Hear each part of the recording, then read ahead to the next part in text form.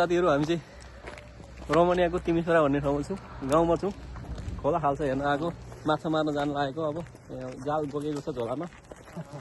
ठुलो मान्छे चाहिँ उसँग हतियार पनि छ।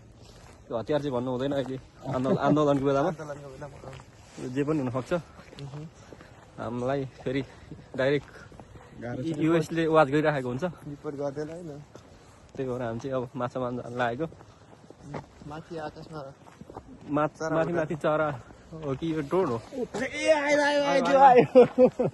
भन्ने अवस्था छैन यहाँ।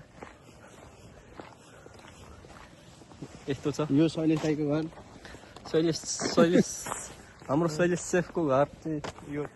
यस्तै छ। अहिले पर अझ यो नै राम्रो छ, योदेखि पल्लो हो यो। मेरो जग्गाहरू म जग्गा हेर्न जाँदैछु, मेरो त्यो सबै फाँट मेरो हो। अनि देखिराखेको थियो त। माछा मार्दै अनि भाइले पनि एउटा जग्गा हेरौँ न त दाइ भनेर जग्गा लिनलाई हामी यहाँ घरको नक्सा हेर्न जाँदैछौँ। घरको नक्सा यस्तै छ भाइ। भाइ बल पनि भेटेको छ भन्नु। हेर्दा हेर्दै बल पनि भेट्यो, हामी बल पनि खेल्छौँ।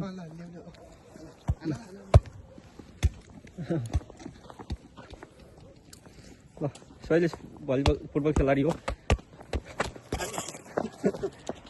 गाडी आउँदैछ, गाडी आयो गाडी।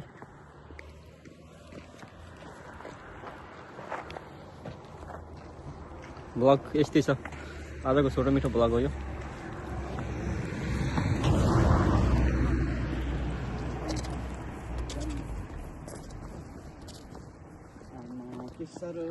कति साह्रो कुदाएको हो।